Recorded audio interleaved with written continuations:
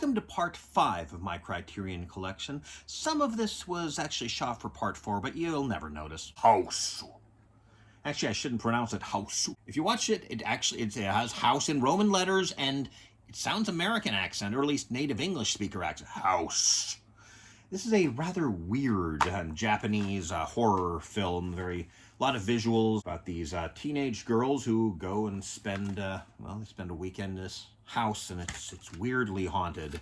It's a little hard to put into words. Here's some visuals. It's a very visual movie. And the girls all have nicknames, and of course, me being me, I wrote down what they are in Japanese. The Angry Video Game Nerd recommended this movie, and good recommendation, James. Wish I could say more about it, other than just a bunch of random superlatives.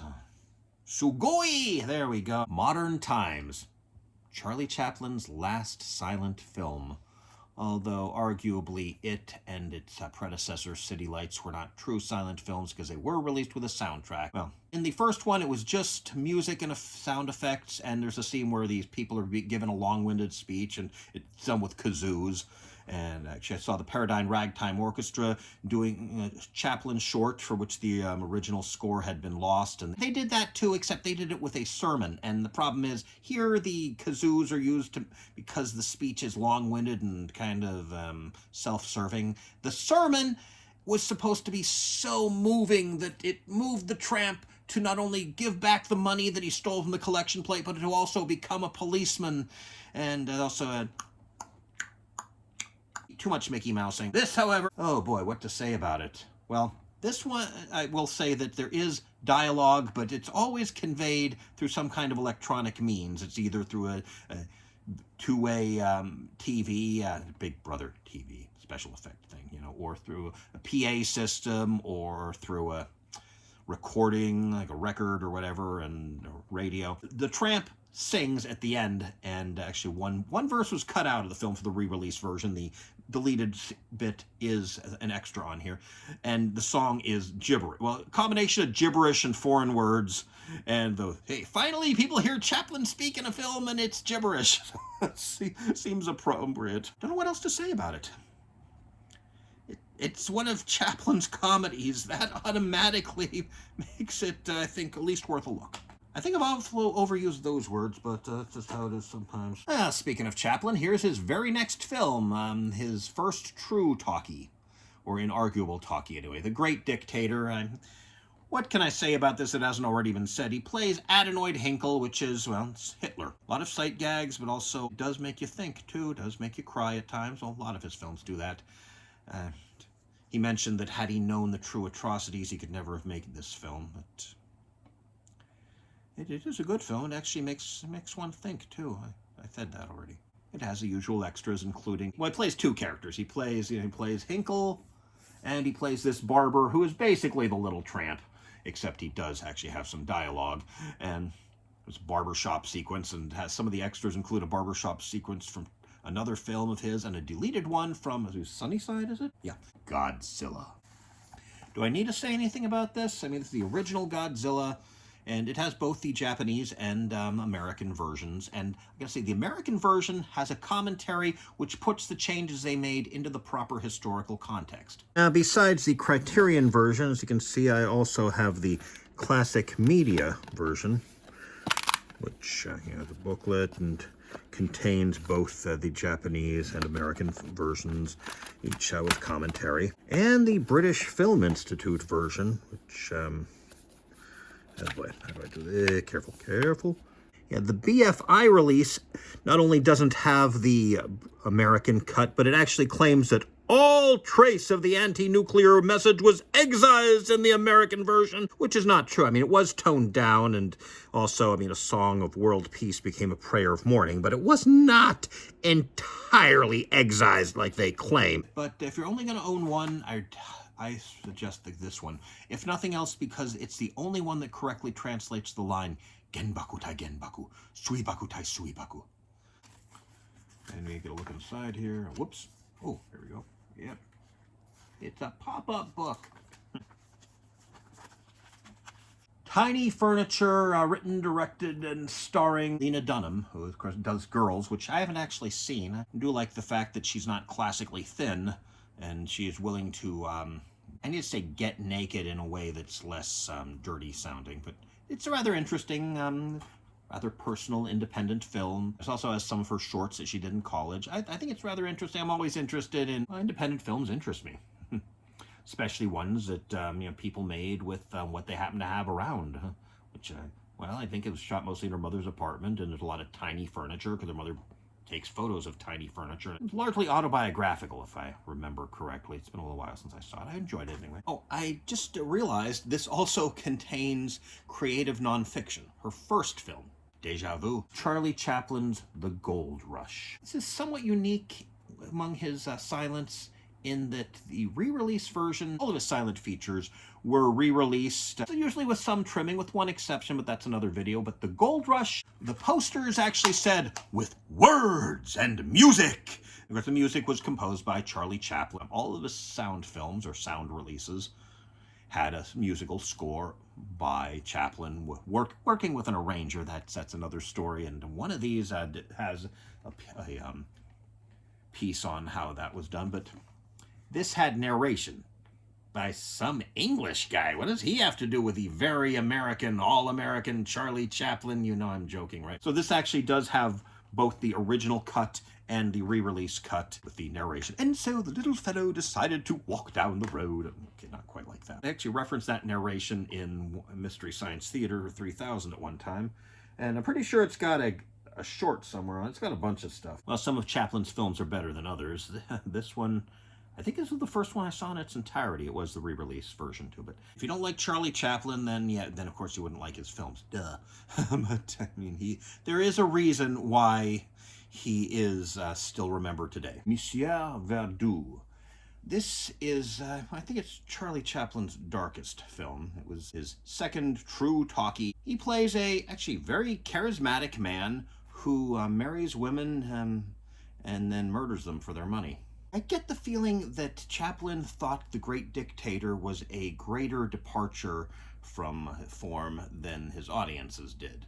I mean, yeah, he played Hitler, but he also played the Jewish barber who was basically the little tramp. I mean, there's one part he goes out on a date and dresses up like the little tramp. So I think that, unlike the movie that preceded it, Modern Times, was really the true farewell to the tramp. This movie, I think it made money, but it wasn't as big a hit as his previous 5, I think, features.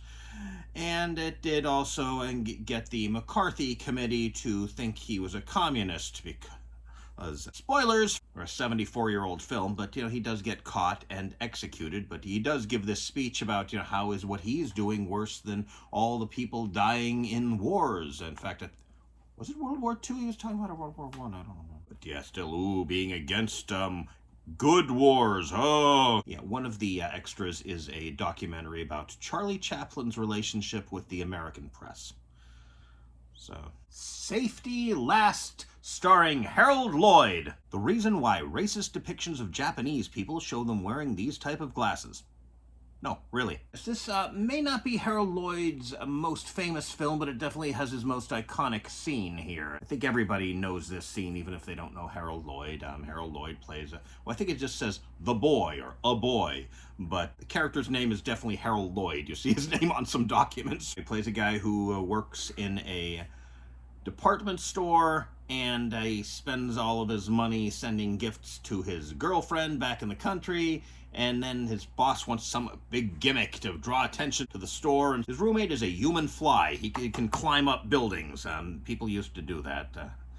Actually, I think people still do that, just less often. And, well, he ends up taking the roommate's place, and, well, hijinks ensue. For those who aren't familiar with Harold Lloyd, I think probably more people are familiar with Buster Keaton, and who isn't familiar with Chaplin? I mean, you just saw the video, what, 10 seconds ago? He was, according to the documentary on here, well, one of the documentaries, the third genius. That is the number 3 silent comedian after, well, Chaplin, of course, being number one, Buster Keaton being number two, although further research indicates that during their heyday, he was actually apparently number two, with Keaton being number three.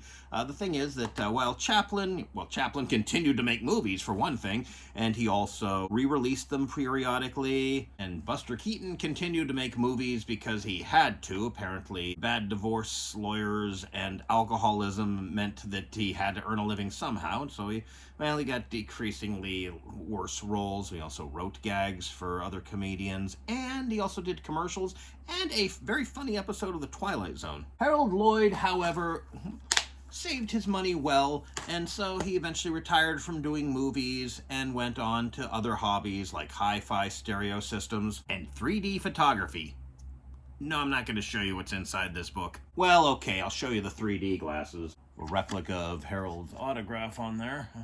And he also, since he controlled most of his movies, rarely allowed them to be seen, which meant that he was no longer in the public consciousness, and people forgot him. Mark Evanier wrote a piece on that, link in the description. Zatoichi. This series of films starring Katsu Shintaro as a blind swordsman in the Edo period. That is the samurai period. And, oh no, another box set. Well, I'm not going to say much about this, except that I'm glad this came out because I had, well, can you see here? Yeah, some of these are Zatoichi films. Well, I had the Animego box set and also some other company. I guess I could check the name, huh? Too hard. Whenever there was one at Suncoast, I bought it. I never really ordered them online because, well, if I did that, I know I'd get them all, and then my credit card bill would... But now I do, well, I have all of the original series. And then there were actually 4 TV series, which I'm slowly collecting. And then there was one other film starring Katsushin that's not on this. I guess not considered part of this series. And then more recently, there was Beat Takeshi doing a remake.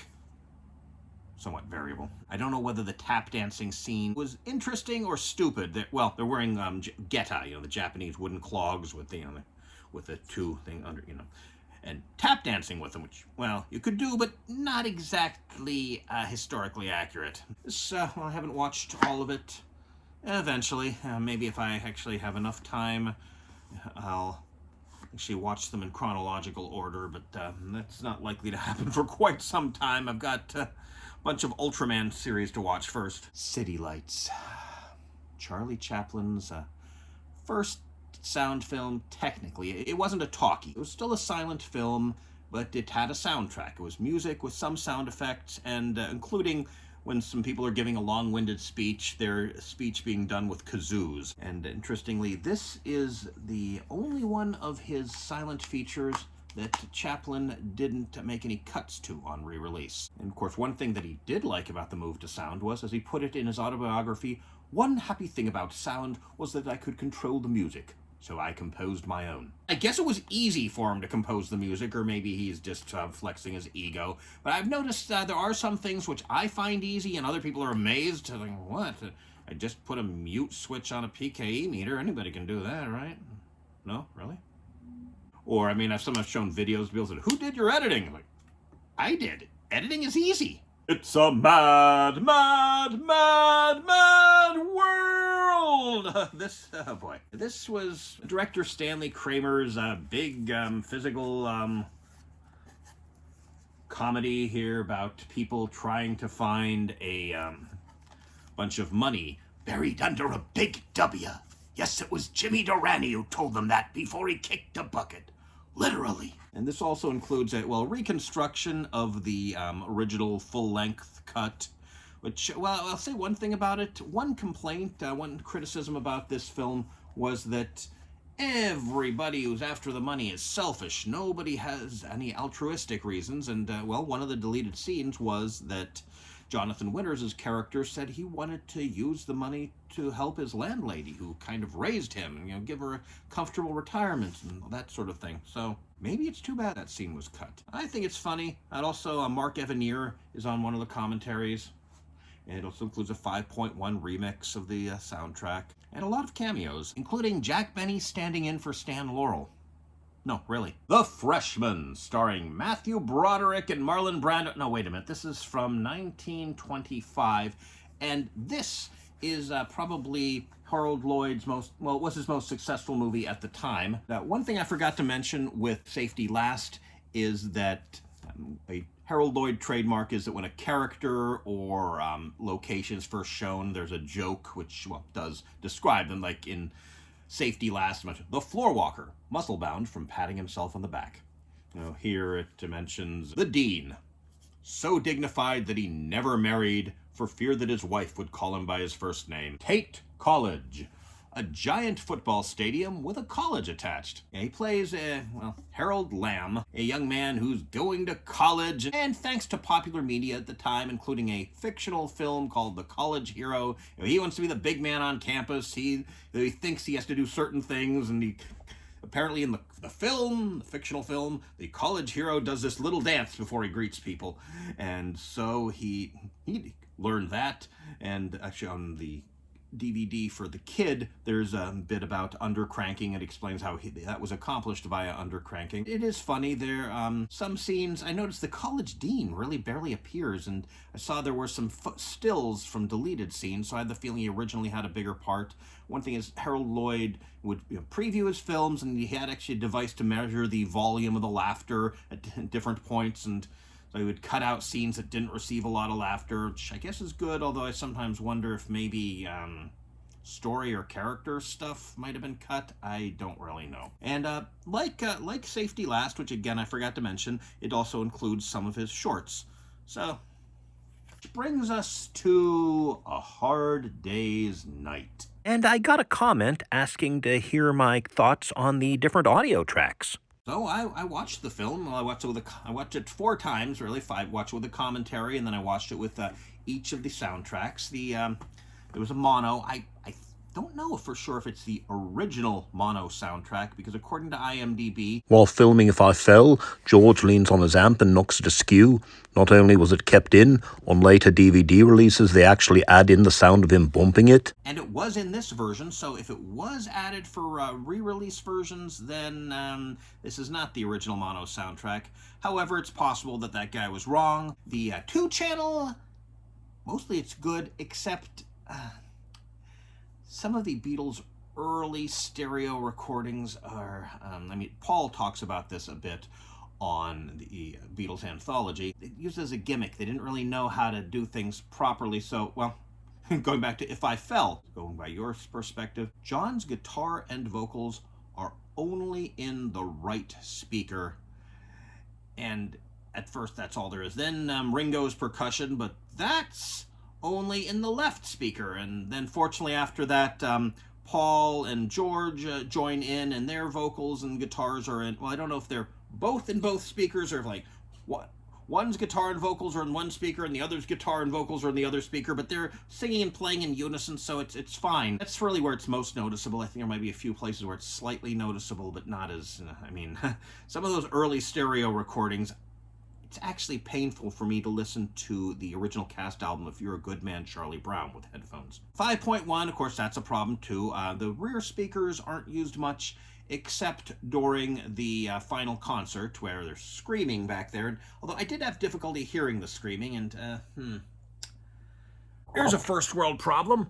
I've got so many DVDs that they're potentially blocking the rear speakers. Then again, maybe the screams aren't supposed to be that loud. If you really want the effect of going to a Beatles concert back then they would just crank up the screams to 11 and turn the music completely off, because you wouldn't be able to hear it through to all the screaming. This also includes Richard Lester's short film, the Running, Jumping, and Standing Still film, which also stars Peter Sellers and Spike Milligan and I think Nettie Seacombe. One thing this does not have is the I'll Cry Instead opening that was for, I think, the Miramax re-release, which before the movie starts has these stills of the Beatles from, I think, from the album or in the style of the album cover. I assume it's on here. I don't know. This is, actually I haven't watched this yet. I don't know if this has anything that's not on here. Well, presumably it has I'll Cry Instead. So, something I have to do in the future here. Oh, I didn't even talk about Paul's grandfather. He's very clean. But I wanted to mention that because it's actually a reference. Wilfred Bramble, who played Paul's grandfather, John McCartney, was best known for playing the father on Steptoe and Son, which was the original British version of Sanford and Son. And one of the running gags was the line, "You dirty old man!" Here they reference that by talking about how clean he is. But the nice thing is, if you don't get the reference, and I'm sure a lot of Americans didn't, it's still funny.